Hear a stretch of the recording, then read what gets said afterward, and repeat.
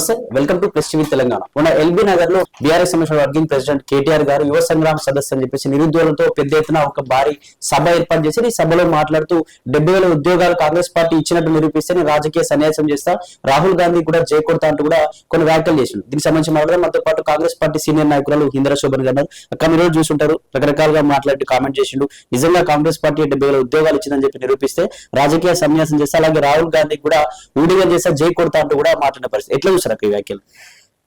కేటీఆర్ గారు రాజకీయ ఉద్యోగం కోల్పోయిన తర్వాత తెలంగాణ రాష్ట్ర ప్రజలకు మధ్య సబ్బండ వర్గాలు సబ్బండ జాతులు మోసం చేసినటువంటి గుంటనక్క ఇవాళ తెలంగాణ సమాజం మధ్యలోకి వెళ్ళాలంటే ముఖం లేదు కాబట్టి వాళ్ళ నిరుద్యోగులను వాళ్ళని పట్టుకొని ఏదో చేయాలన్న ఆలోచనతోటి సభ పెట్టినాడు. నిన్ను స్ట్రైట్ గా అడుగుతున్నా, నీవు ఎంతసేపు 46 నిమిషాలు మాట్లాడినావు. 46 నిమిషాల్లో యాస ప్రాస కోసం పడ్డటువంటిది తెలంగాణ నిరుద్యోగ యువత ఉన్నారు అని నువ్వు చెప్తున్నటువంటి దాంట్లోకి నువ్వు ఇచ్చిన భరోసా ఏంటి? నువ్వు దాచుకొని దొబ్బి తిన్న దాంట్లో తిరిగి ప్రతి ఈ నిరుద్యోగ యువతకి 10,000 రూపాయల నెలకి ఏమైతుంది? నష్టం ఏమైతుందని కాదు కదా. మీరు సంపాదించిన మీ కష్టం తీసి సంపాదించిన తప్పు కాదు కదా. తెలంగాణ సొమ్మె ఇయ్యండి, ఇచ్చి మాట్లాడు. ఊరికే దొరికింది కదా మైకు, వచ్చినారు కదా జనము, మాట్లాడదని చెప్పుదామని అనుకుంటే తెలంగాణ సమాజం మిమ్మల్ని క్షమించదు. అసలు నీకు సభ పెట్టే నైతిక హక్కు ఉన్నదా? అశోక్ నగర్ లో ప్రవళిక అనే నా చెల్లె ఉద్యోగం రాలేదని ఆ రోజు నోటిఫికేషన్ ఇస్తలేవని ఆత్మహత్య చేసుకుంటే ఆడబిడ్డ క్యారెక్టర్ అసోసియేషన్ చేసినటువంటి నీకు మాట్లాడే నైతిక హక్కు ఉన్నదా? అలా సంకన చేరి నిలబడి మాట్లాడినట్లు కూడా ఈ సందర్భంగా అడుగుతున్నాను నేను. మీరు కూడా ఆడపిల్లలే కదా, తోటి ఆడపిల్ల క్యారెక్టర్ అసోసియేషన్ చేసిన పక్కన నిలబడి ఎట్లా వేదికను మంచుకున్నారు? మీరు సిగ్గనిపిస్తలేదా మీకు అని అడుగుతున్నాను నేను. సిగ్గనిపిస్తలేదా? అంత దిగజారిపోయినామా అని అడుగుతున్నాను నేను. నిరుద్యోగులకి ఉద్యోగాలు ఇవ్వట్లేదని మాట్లాడుతున్న వాళ్ళకి కళ్ళు తెరవాలని తెలియజేస్తున్నా. 70,000 ఉద్యోగాలు ఇస్తే రాజీనామా చేస్తా అంటున్నావు కదా, నేను లెక్క చెప్తాను, రాజీనామాకు సిద్ధంగా ఉండు. రాజకీయ సన్యాసం తీసుకోరా సన్యాసి అని అడుగుతున్నాను నేను. ఎందుకనంటే ప్రతి విషయాన్ని అబద్ధాలు అతికినట్టు 10 సార్లు చెప్తే అదే నిజమని ప్రజలు అనుకుంటున్నావు కదా. మీ యొక్క వేషాలు ఇక తెలంగాణ రాష్ట్రంలో చెల్లవు అని తెలంగాణ ప్రజలు నీ అయ్యను ఫామ్ హౌస్ కు పరిమితం చేశారు. నువ్వు పొద్దున్న లేస్తే దొబ్బి తిన్న పైసలతోటి యూట్యూబ్ ఛానళ్లతోన మిగతా ఇతరత్ర వాటితోటి ఇవాళ రాజకీయం చేసే పనిలో నువ్వు నిలబడ్డావు. భావన డైరెక్ట్ గా ఎదుర్కోలేక రకరకాల విన్యాసాలు చేస్తున్నావు. ఇది తెలంగాణ సమాజానికి అర్థమవుతుంది. నేను ఒకటి అడగదలుచుకున్న కేటీఆర్ గారిని, నువ్వు యాసాప్రాసులతో చెప్పినటువంటి దాంట్లో 10 సంవత్సరాల్లో ఈ తెలంగాణ రాష్ట్రాన్ని ఎవరు చంపిండ్రు బై? తెలంగాణ నిరుద్యోగ యువతను ఎవరు చంపిండ్రు? నీ వల్లనే కదా ఆత్మహత్యలైన. సంపినోడే సంతాప సభ చెప్పినట్టుగా నువ్వు చేసిన తప్పుకు సిగ్గుపడకుండా 2.5 సంవత్సరాలుగా ఆనాలుగా అధికారం పోయి అప్పుడే సభల పేరుతోటి ఇవాళ ప్రజలని మభ్యపెట్టే ప్రయత్నం నువ్వు చేస్తుంటే ప్రజలు నమ్ముతారా నిన్ను? నీ ఊసరి వెళ్ళి లెక్కలు ఎవడు లెక్క చేయడు, గుర్తుపెట్టుకో. నీ మేకవన్న పులి యొక్క వేషాలను తెలంగాణ సమాజం గమనిస్తుందని తెలియజేస్తున్నా. నీ హయాంలో పొద్దంతా పనిచేసిన వాళ్ళు ఉద్యోగులకి రాత్రాక పనిచేసి పొద్దుగాల పోగానే నీ ఉద్యోగాలు వీకేసినామని చెప్పినవరా దుర్మార్గుడా. ఇది నేను చేసినటువంటి కాదు, నీ హయాంలో జరిగినటువంటి స్టేట్మెంట్. అలాగే ఉన్న జాబు కొత్త జాబు రాకపోయా ఉన్న జాబు వీకేస్తుంది, ఇది నేను చెప్పినటువంటి కాదు, ఆనాడు వచ్చినటువంటి నీతి హయాంలో జరిగిన స్టేట్మెంట్లు. నిరుద్యోగ తెలంగాణ ఎవరైనా ప్రొటెస్ట్ చేసి రోడ్లు ఎక్కితే ఉద్యోగాలు వీకేసినటువంటి దరిద్రులు ఎవరైనా ఫీల్డ్ అసిస్టెంట్లు టెట్ నోటిఫికేషన్ అయిపోతే ఆగం చేసినావు. ఇవాళ రేవంత్ అన్న వచ్చినాక మార్పు కావాలంటున్నావు కదా. రేవంత్ అన్న వచ్చిన తర్వాత ఉద్యోగ నోటిఫికేషన్లు ఇచ్చి డిఎస్సి ద్వారా 11,000 మందిని వాళ్ళని ఇవాళ ఉద్యోగాల్లోకి తీసుకున్నాం. ఇవాళ ఫీల్డ్ అసిస్టెంట్లను మా పోరాటంతోన మా కష్టార్జితంతోన మేము కొట్లాడితే ఆ రోజు మీరు తల కింది కొంగినటువంటి పరిస్థితి. హెల్త్ స్టాఫ్ కు జీతాలు ఇయ్యలేక ఫీల్డ్ అసిస్టెంట్లు రోడ్డు మీద వదిలేసి మీరు ఇండ్లు ఇయ్యకపోతే రోడ్లు ఎక్కినటువంటి వైనం. అట్లాగే ఉద్యోగ సంఘాలకు కనీసం సచివాలయం అంటే సెక్రటేరియట్ అంటే అధికారులు ముఖ్యమంత్రి ప్రభుత్వం ఉండేటువంటిది. ఉద్యోగ సంఘాలకు కూడా సెక్రటేరియట్కి అనుమతి ఇవ్వనటువంటి దుర్మార్గ ప్రభుత్వం లేదు. ఇవాళ ఉద్యోగ సంఘాలు బ్రహ్మాండంగా ముఖ్యమంత్రిని కలుస్తున్నారు, వాళ్ళ హక్కుల గురించి మాట్లాడుతున్నారు, వాటి పనిని నెరవేర్చుకుంటున్నారు. ఇవాళ పిఆర్సీలు తీసుకుంటున్నారు. వాళ్ళకి రావాల్సినటువంటి హక్కులకు ఎక్కడ భంగం కలగకుండా ముఖ్యమంత్రి గారు వాళ్ళకి పనిచేస్తున్నారు. 7 ఏళ్లలో 10 ఏళ్లలో ఏదైనా ట్రాన్స్ఫర్లు అయినాయా? 10 ఏళ్లలో ట్రాన్స్ఫర్ అయినాయా? నేను రేవంత్ అన్న వచ్చినాక పదోన్నతులు కల్పించిండు, ట్రాన్స్ఫర్లు చేస్తున్నాడు. ఎక్కడ పైరవీ లేకుండా రూపాయి ఎవరి దగ్గర తీసుకోకుండా ట్రాన్స్పరెంట్ గా ట్రాన్స్ఫర్ వ్యవస్థ నడిచింది. నీ హయాంలో ట్రాన్స్ఫర్లు లేవు, పదోన్నతులు లేవు, కొత్త ఉద్యోగాలు లేవు. అరే మూర్ఖుడు ఇది ఎవర్రా చేసినాడు అని అడుగుతున్నాం మేము. ఇవాళ నేను పదోన్నతులు కలిపి ఇవన్నీ చేస్తే ఈ 26 డిపార్ట్మెంట్లలో ఇవాళ పదోన్నతులు కల్పించినాం, ట్రాన్స్ఫర్లు చేసినాం. మీరు కావాలంటే వెళ్ళి ఉద్యోగాలను మీరు మైకి పెట్టాడు కండి, నాకు అభ్యంతరం లే. మరి ఇది నా మార్పు కదా, ఇది రేవంత్ అన్న మార్పు కదా అని అడుగుతున్నా. రిటైర్మెంట్ అయితే నువ్వేం చెప్పినావు? రిటైర్మెంట్ అయితే దండేస్తా, సన్మానం చేస్తా, బండి తీసుకుపోయి నేను ఇంటికి వదిలిపెడతా అని చెప్పినావు. వదిలిపెట్టినావా? జీతం ఇచ్చినావా? పైసలు రాకపోయా, రిటైర్మెంట్ రాక పైసలు ఇస్తలేక చేతులు ఎత్తేస్తే 6,000 కోట్ల రూపాయలు పెండింగ్ పెడితే రేవంత్ అన్న వచ్చినాక 4,000 కోట్ల రూపాయలు 40 రోజుల్లోనే వాళ్ళకి రిలీజ్ చేశాడు. ఇది రేవంత్ అన్న మార్పు కదా అని అడుగుతున్నాం. ఇది మాకున్న చిత్తశుద్ధి కదా అని అడుగుతున్నాం. ఈ రాష్ట్ర తెలంగాణని పూర్తిగా తెలంగాణ ఎవరైనా ప్రభుత్వ ఉద్యోగం ఎందుకు చేయాలనుకుంటాడు? 1వ తారీఖు జీతం వస్తుందని చేయాలనుకుంటాడు. మరి 1వ తారీఖు జీతం ఇచ్చినవా? జీతం ఇయ్యలేని పరిస్థితికి తెలంగాణ దిగజార్చినావు కదా. మరి రేవంత్ అన్న వచ్చినాక 1వ తారీఖు జీతం ఇస్తున్నాడు. నువ్వు 1వ తారీఖు జీతం ఇవ్వకపోవడం వల్ల ఈఎంఐలు ల్యాప్స్ అయిపోయి వాళ్ళు ఇవాళ డిఫాల్టర్స్ గా మిగిలిపోయిన వాళ్ళ అకౌంట్లు మిగిలిపోయినాయి. మరి రేవంత్ అన్న 1వ తారీఖు జీతం ఇస్తున్నాడు. ఇవాళ కాంట్రాక్ట్ అవుట్ సోర్సింగ్ వల్ల కూడా 1వ తారీఖు జీతం ఇవ్వాలని చెప్పేసి దిశ నిర్దేశం చేస్తున్నాడు. అది రేవంత్ అన్న మార్పు కదా అని అడుగుతున్నాం. నీ హయాంలో జీతాలు పడతలేవు, ఆగమవుతున్నాం అని చెప్పి ఇచ్చినటువంటి స్టేట్మెంట్. నిరుద్యోగ తెలంగాణ యువత వెళ్ళి మంత్రులను సార్ ఉద్యోగ నోటిఫికేషన్లు అడిగితే ఏం చెప్పినావు? గుమస్తా పని చేసుకోరా అని చెప్పినావు, బస్తాలు మోయరా అని చెప్పినావు. ఇది నీకు ప్రజల పట్ల ఉన్నటువంటి చిత్తశుద్ధి. ఇట్లాంటి దుర్మార్గం యొక్క వేదికను మలుచుకున్నటువంటి నా నిరుద్యోగ అన్నదమ్ములను, అక్క చెల్లెలను అడుగుతున్నాను నేను. మీరు నిజమైన నిరుద్యోగులనే అడుగుతున్నాను నేను. తప్పు చేసిన సంఖ్య చేరుతావా తమ్మి? ఎక్కడన్నా మాట్లాడతామా? నమ్ముతావు అని? తప్పు నువ్వు నన్ను మోసం చేసినావు, ఆల్రెడీ మోసం చేసిన మళ్ళీ పోయి నువ్వు నమ్ముతున్నావు అని అంటే కషాయం నమ్మినట్టే నువ్వు. కాబట్టి గొర్రె కషాయం నమ్మినట్టుగా మీరు కేటీఆర్ నమ్ముతున్నారు. ఏం చెప్తాడు అంటే అక్కడే ఏదో మాకు బలం కావాలి కాబట్టి, మాకు కొంచెం ముందుకు వెళ్ళడానికి శక్తి కావాలి కాబట్టి ఇట్లా పార్టీల దగ్గరికి వెళ్తున్నాం. కానీ పార్టీల దగ్గరికి వెళ్ళిన వాళ్ళంతా బీఆర్ఎస్ వాళ్ళు అంటూ రకరకాల కాంగ్రెస్ నాయకులు మాట్లాడడం కరెక్ట్ కాదు అని వాళ్ళ నిరుద్యోగులు చెప్తాను. నేను ఏమంటానంటే స్ట్రైట్ గా నీకు ఉద్యోగం కావాలి తమ్మి. ఉద్యోగం కావాలంటే ఏం చేయాలి? ప్రభుత్వ పెద్దలను, మంత్రులను, అధికారులను కలవాలి, సిఎస్ ను కలవాలి. టెక్నికల్ గా ప్రాబ్లం ఎక్కడైతే సార్ మాకు ఎందుకు ఇస్తలేరని కలవాలి. ఇక్కడ మీకు ఎవరు సమయం ఇస్తారు కదా, కలుస్తున్నారు కదా, మాట్లాడకుంటే గత ప్రభుత్వం ఏదైనా సమయం ఇచ్చిందా? కేసీఆర్ గాని, కేటీఆర్ గాని, హరీష్ రావు గాని, ఈ సో కాల్డ్ పీపుల్ ఎవరైనా మిమ్మల్ని కలిసిండ్రా? మీ బాధ విన్నారా? ఒక రిప్రజెంటేషన్ అయినా మీరు నన్ను ఇచ్చిండ్రా? చేయలేదు కదా. మరి ఇది మార్పే కదా. మరి నువ్వెందుకు అలా సంకలు చేడుతున్నావు అని అడుగుతున్నాను నేను ఇవాళ. రెండో విషయం, ఇవాళ నిజంగానే నీకు చిత్తశుద్ధి ఉంటే, నువ్వు నిజంగా ఉద్యోగం కావాలంటే నువ్వేం చెప్తావు వేదిక పైన? నాకు కడుపు నొప్పి ఉంది, మా అమ్మ వ్యవసాయం చేసుకుంటది, మా అమ్మ కూలి పని చేస్తుంది, మా పరిస్థితి ఇది ఉన్నది, నేను చదువుకుంటున్నా, నాకు తిననిక తిండి లేదు, నా పరిస్థితి ఆగమైన సిచ్యువేషన్ లో ఉన్నా, ఉద్యోగం రాలేక నేను ఎదురు చూస్తున్నా. ఇది నీ బాధ ఉంటది. కన్విన్స్ చేసే విధానం ఉంటది. నువ్వేం చేస్తున్నావు? పొలిటికల్ స్టేట్మెంట్లు అది వేదికెక్కి రాహుల్ గాంధీ గారికి, ప్రియాంక గాంధీ గారికి, రేవంత్ రెడ్డి గారికి డెత్ వారెంట్సా? ఇవన్నీ స్టేట్మెంట్స్. అంటే నీ అర్థం ఏంటి? ఏకంగా వాళ్ళు అదే చెప్తున్నారు కదా, మేము లీడర్లుగా మెర్జ్ అయినామని చెప్పి. లీడర్లుగా మెర్జ్ అయ్యి మాట్లాడేటోడు ఎన్నడైనా నేను చూసినామా? మనము ఉద్యోగాలు కావాలనుకున్నాడు, ఉద్యోగం గురించి మాట్లాడతాడు. మరి రాజకీయాలు చేయాలనుకుని రాజకీయ వేదికగా వాళ్ళకి అన్నాడు. మిమ్మల్ని ఎరగా చూపించి వీళ్ళు ఆగం పట్టిస్తారు అసలైన నిరుద్యోగ యువతని తెలియజేస్తున్నా. కాబట్టి నా అన్న తమ్ముళ్ళు, అక్క చెల్లెళ్ళు, ఇవాళ మీరు అప్రమత్తంగా ఉండండి. వాళ్ళ ట్రాప్ లో మీరు పడకండి. కావలసినటువంటి దాంట్లో, చేసుకోవాల్సిన దాంట్లో ఈ ప్రభుత్వం చిత్తశుద్ధితో ఉంది. ఈ ప్రభుత్వం నీది, నువ్వు తెచ్చుకున్న ప్రభుత్వం, ప్రజాపాలన ప్రభుత్వం. సంతోషంగా మీరంతా ఉంటేనే మేము సంతోషంగా ఉంటాం. కాబట్టి రేవంత్ అన్న కళ మిమ్మల్ని హ్యాపీగా ఉంచాలని బ్రహ్మాండంగా ఉద్యోగ నోటిఫికేషన్లు ఇవాళ మేము ఇచ్చినాం. ఇదే బీఆర్ఎస్ ప్రభుత్వంలో నేను శ్రవణన్న అమరవీరుల సాక్షిగా సవాలు విసిరి కేసీఆర్ కి కుర్చేసి, రాయ పెద్ద మనిషి నువ్వు ఉద్యోగాలు ఇచ్చిన అంటున్నావు కదా, చెప్పురా లెక్క అన్నాడు. కేటీఆర్ ఆ లెక్క చెప్తున్నాడు. ఎంత చెప్తున్నాడు? 1,32,899 మందికి మేము ఉద్యోగాలు ఇచ్చినాం వివిధ శాఖల్లో అని చెప్తున్నాడు.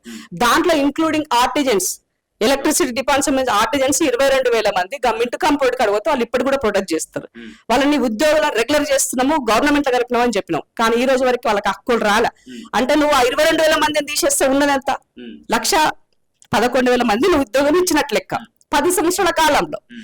మరేమంతన్నా తెలంగాణ ప్రజాపాలన వచ్చినాక 2 సంవత్సరాల కాలంలో 67,763 మందికి ఉద్యోగాలు కల్పించిండు, నియామక పత్రాలు ఇచ్చిండు, జీతాలు తీసుకుంటారు ఇవాళ వాళ్ళు. అందులో ఉన్న 60,000 మంది బీఆర్ఎస్ హయాంలో ఇచ్చిన మీరు ఓన్లీ అప్పుడు మేము నోటిఫికేషన్ వచ్చి ఓన్లీ మీరు నియామక పత్రాలు ఇచ్చినంత మాత్రం ఉద్యోగాలు ఇచ్చినట్టు కాదు కదా బీఆర్ఎస్ పార్టీ. మంచి క్వశ్చన్ నేను చెప్తా. గ్రూప్ 3 గ్రూప్ 4 2022లో నోటిఫికేషన్ ఇచ్చావు. ఒక నోటిఫికేషన్ జారీ చేయనంత నుంచి ఎగ్జామ్ కండక్ట్ చేసి ఇంటర్వ్యూలు చేసి నియామక పత్రం చేయడానికి ప్రాసెస్ ఎంత టైం పడుతుంది? 3 months, 4 months, 6 months అనుకో. 6 months అనుకో, మాక్సిమం 6 months అనుకో. నీవు 22లో నోటిఫికేషన్ ఇస్తే 23 నవంబర్లో ఎలక్షన్ అయింది. మరి నువ్వు ఎందుకు వేయలేని అంటున్నా. నీకు తెలుసు కదా ఎలక్షన్ డేట్ తెలుసు, ఎలక్షన్ సమయము తెలుసు. అంటే నువ్వు మోసం చేయడానికి నోటిఫికేషన్ ఇచ్చినావు కదా అర్థం. మరి రేవంత్ అన్న వచ్చినాక ఎగ్జామ్స్ కండక్ట్ చేసి వాళ్ళకి పూర్తిగా చేసి ఎప్పుడు ఇచ్చినా మేము 2026 జనవరి సంక్రాంతి పండక్కి గ్రూప్ 3 వాళ్ళకి ఎంత దాదాపు 1370 మంది గ్రూప్ 3, గ్రూప్ 4 కి 8143, గ్రూప్ 4 కి పెద్దపల్లిలో యువ వికాస్ ప్రోగ్రామ్ పెట్టి చేయడం జరిగింది. మరి రేవంత్ అన్నకి చిత్తశుద్ధి ఉందా లేదా, మార్పు ఉందా లేదా? మరి నువ్వు ఎట్లా క్లైమ్ చేసుకుంటావు? సిగ్గు లేకుండా దాన్ని చెప్పు నాకు. ఇప్పుడు గతంలో ఉమ్మడి ఆంధ్రప్రదేశ్ లో జరిగిన గోదావరి జిల్లాలు, కృష్ణా జిల్లాలు వీటన్నింటినీ కూడా కాంగ్రెస్ చేసింది. మీరు రాగానే వచ్చి నల్లదిప్పినారు. నువ్వేం చెప్పినావు? నేను తిప్పితే వచ్చిందని చెప్పినావు. మేము అన్నామా? నేను ప్రభుత్వంలో ఎవడున్నా పని చెయ్యాలి, అది నీ బాధ్యత కదా. నాడు తెలంగాణ ఉద్యమంలో డిలే అయిపోయిందని మాట్లాడుకున్నప్పుడు వచ్చినాక నువ్వు చేసినావు. మరి ఇవాళ కూడా నువ్వు నోటిఫికేషన్ ఇచ్చిపోతే నిజంగా చిత్తశుద్ధి ఉంటే ముందే చేసి ఉండాలి కదా. నువ్వు ఎందుకు చేయాలని అడుగుతున్నావు మేము. అది చేయలేనప్పుడు సన్యాసి నీకు అడిగే హక్కు ఇక్కడ ఉంది రబయ్య అని అడుగుతున్నాను నేను.